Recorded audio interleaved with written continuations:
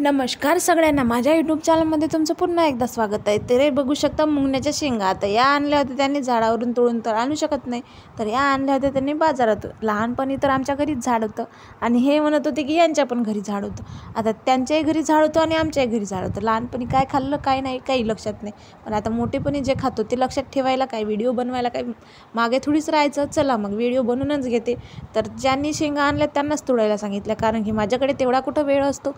इकडे बाळाला बघा, स्वतःचं करा आणि दुसरे बाळाचं बघून घरातलं काम करा। काम करून करून थकून जाते बिचारी, तरी पण असा वेळ भेटत नाही स्वतःसाठी की काय करावं काय नाही। तर मग काय, व्हिडिओ तर मी बनवणारच, कारण की आता वेळ काढून का होईना पण मी व्हिडिओ टाकणार म्हणजे टाकणार हे ठरवलंच आहे। तर मी इकडे घेतलं तेल, मसाला बारीक करून घेतला, त्याच्यानंतर तेल टाकलं कढईमध्ये, छान मसाला तेलामध्ये होऊ दिला। तेलामध्ये होता होता इकडे बोलणंही चालू असतं, कामही चालू असतं, दुसरंही काम चालू असतं। बाळाला झोकाही द्यावा लागतो, तिथे जावं लागतं धावत धावत, तिथे यावं लागतं धावत, इकडे धावत यावं लागतं।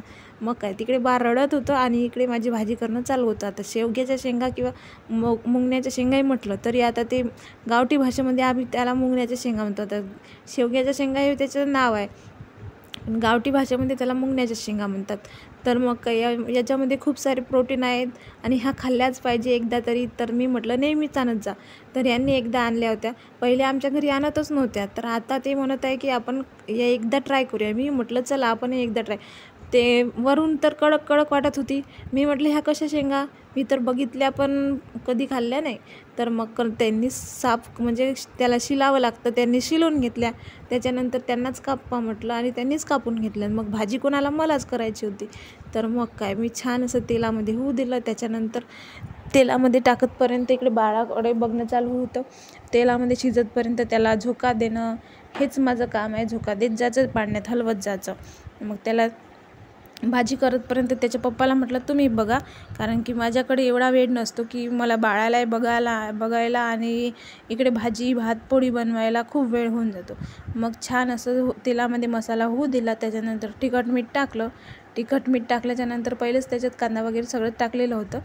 तुम्हाला ते व्हिडिओमध्ये दाखवता आलं नाही, कारण की व्हिडिओ कधी बंद करावा लागतो कधी चालू ठेवावा लागतो, माझ्या लक्षात येत नाही आणि मी पटापट काम करायचं म्हणजे चालू करून ठेवून देते आणि झालंच तर व्हिडिओमध्ये येऊन जाते, नाहीतर मग ते कट होते। तर बघू शकता छान असं तिखट मीठ पण तेलामध्ये होऊ दिलं। मसाले जास्त खायचं नाही असं डॉक्टरनी मला सांगितलं, मग मी काही तर गरम मसाला वगैरे वापरत नाही आहे, साधे घरचेच मसाले वापरले आहे, जसं की खोबरं, कांदा आणि जिरा पावडर, धना पावडर, त्याच्यानंतर टाकले टमाटर, तिखट मीठ टमाटर, ते पण तेलामध्ये छान होऊ दिलं। तेलामध्ये झाल्याच्यानंतर मग त्याच्यामध्ये टाकले आहे या मुंगण्या, थोडासा सांबार टाकल्याच्यानंतर थोडा वेळ होऊ दिला सांबार, आणि त्याच्यानंतर टाकल्या या शेंगा होत्या थोड्याशाच, कारण की मी म्हटलं पहिलं आपण थोडंसंच करून बघू। दुसऱ्या दिवशी पण केलं होतं, पण छान झाली भाजी एक नंबर झाली, सगळ्यांनाच आवडली, मुलाला तर खूप आवडली, आई एक नंबर झाली। आता याच्यानंतर तू ह्या शेंगा बनवत जा, कारण की याला या शेंगा आवडतात, कोणती पण शेंगाची भाजी असो त्याला खूप आवडते। आणि मसाल्याचं म्हटलं तर जास्त प्रमाणात नाही, पण त्याला थोडं मसाल्याचं पण आवडते। मग तो म्हणत होता आई खरंच छान झाली भाजी, अशीच भाजी बनवत जा।